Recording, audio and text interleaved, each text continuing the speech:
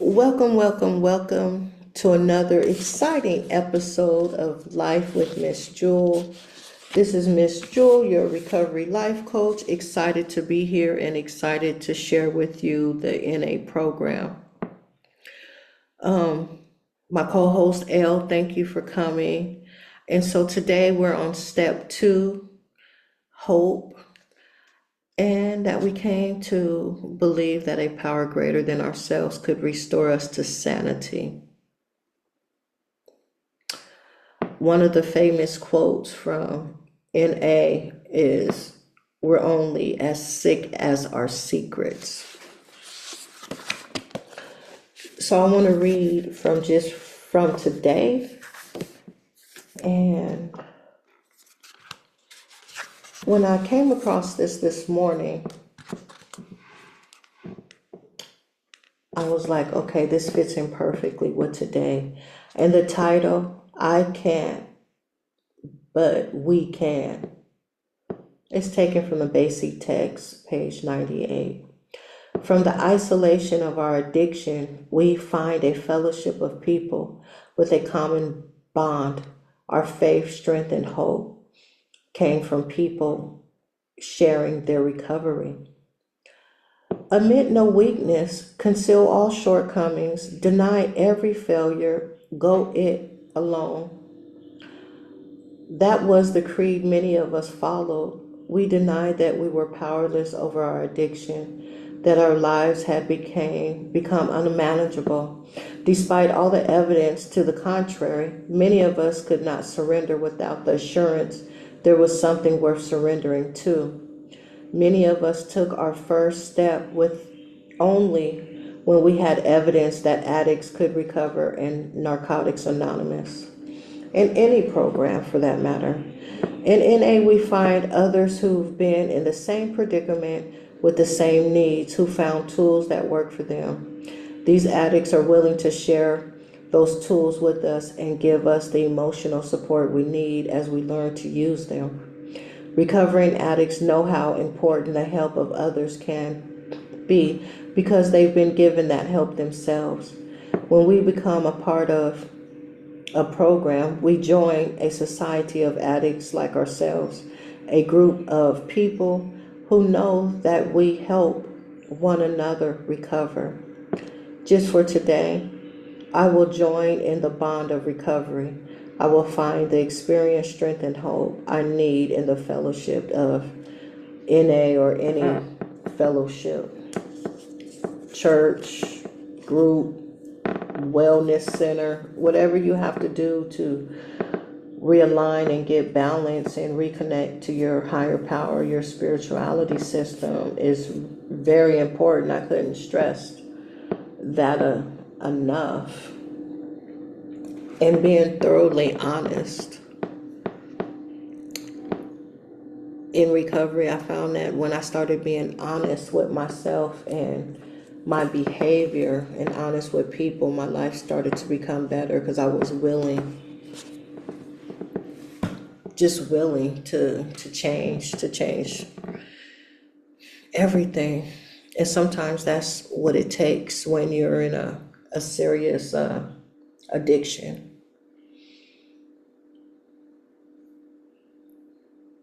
Thank you for that. I do have a question, if you don't mind. I'm curious about when you got to that point of willingness to change everything. That's a bit of a surrendering, right? Like when you're literally willing to change everything, that means that you got into a place where you felt like everything can go, everything can get rearranged, your entire perspective can get, restored and or flipped upside down and turned into a different way.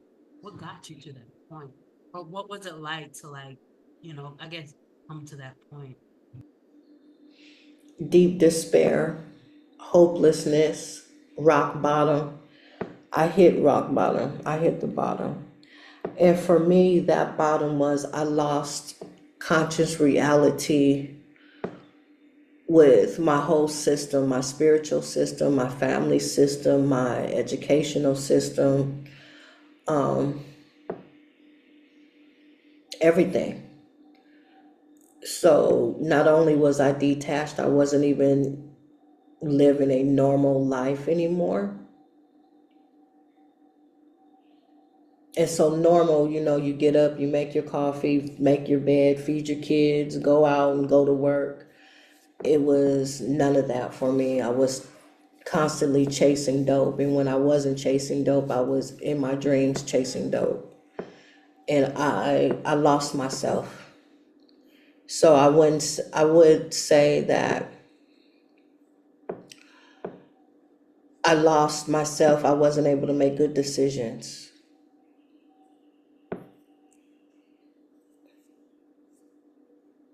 Did that answer your question? When you lost yourself, you felt like the only way that you can really do something different is to change everything. I Not have. just, yeah. So in NA, or no, all the steps, AA, NA, just go to AA.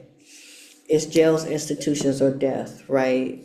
And so when you find that out and the severity, that's where I was headed. I could have been dead several times before I even got clean. I could have been jail. I could have went to jail for the activities that I was involved in. And there was really nothing was. So how did that transform? Like find, I couldn't hear you. I said, so what got you to the place of connecting with something greater than yourself? My children. I wanted to do better for my children. So I went back to my spiritual system as I knew it at that time and called on that power. And I did move out of the city that I lived in. I changed person, places, and things. So everything changed for me. I put myself in a whole new environment, a clean environment, and I worked the program. I worked the steps, not only the program, I worked the steps, and I became, about 6 months later, maybe a year, I became a sponsor. So I did everything because it meant that just that much to me. Hmm. What point did you have to, I guess, what I'm learning too is that there was a step one, that honesty piece that really helped you to get to this place of willing to change everything. I guess you had to look at your situation and really be honest about what was being held. You talked about just at the beginning, we're only as sick as our secrets. And so to be honest with your secrets that you keep to yourself, the way in which you feel about yourself, the way in which you're, operating through the world, the truth of that, once you're willing to acknowledge that, you get to a place where you're willing to change. That was a lot, Elle. That was a lot. Like I said, my children played a major part. I had to do better for them. And it wasn't about me. It was like I had to do better for them. I wanted my children to graduate high school. I wanted my baby girl to have a chance. And I just wanted better for my life. And I didn't want to die. So being honest, being brutally honest and saying, oh, you fucking up. And you fucking up, is where that honesty came in. Where it's like, no, this is not the life that I want. This is not the type of life I want to live. And it hurts. It's not something that I can say, oh, it was a cakewalk and it was easy and I just moved and everything was great again. No.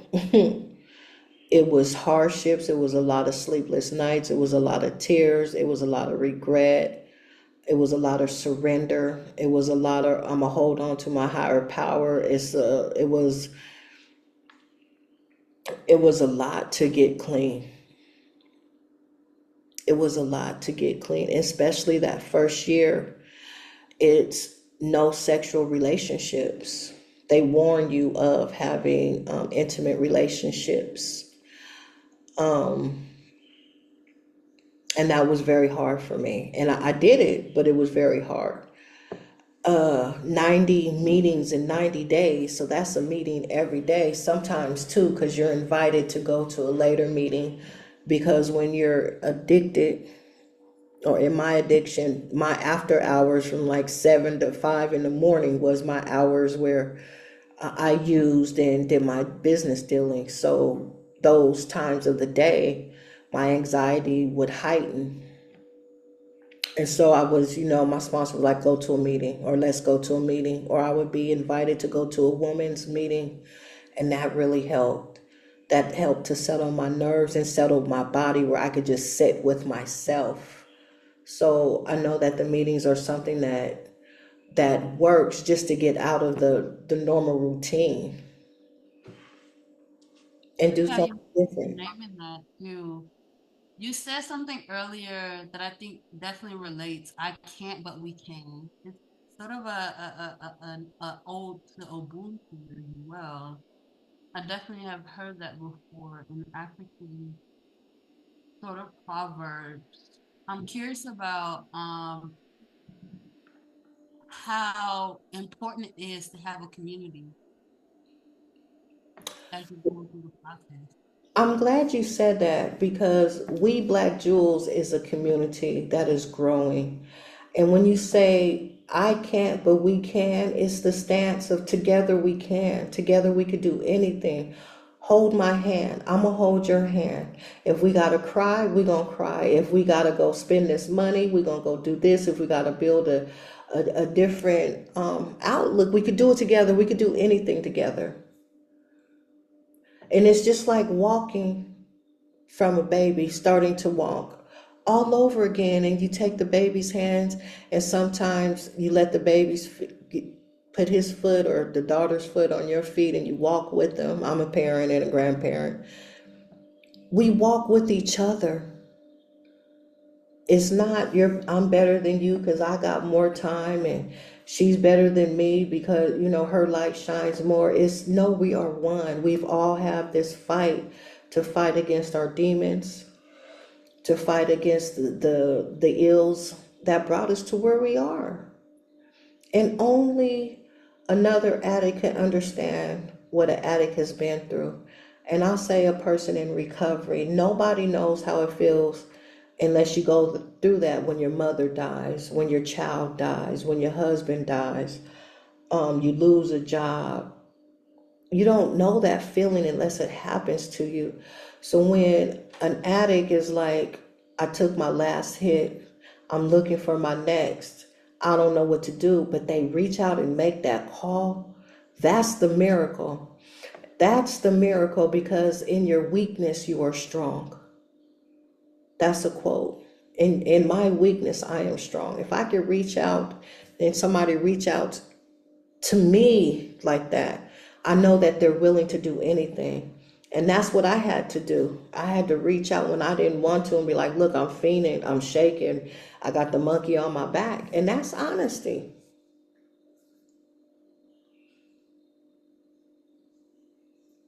That's honesty. And it's wrapped up in the willingness to change. You can be weak, you can Oh, find strength in that, definitely. especially you can be weak and also know that you're going to be supported in a team setting, in a community setting. How'd you find your community? And this might be, I know we're getting to our time, but I'm really curious about how you found your community. Or did your community find you? How was that? Was that a spiritual process for you? Let's answer that in our next setting. This is Life with Miss Jewel. Tune in for the next setting. Love and light.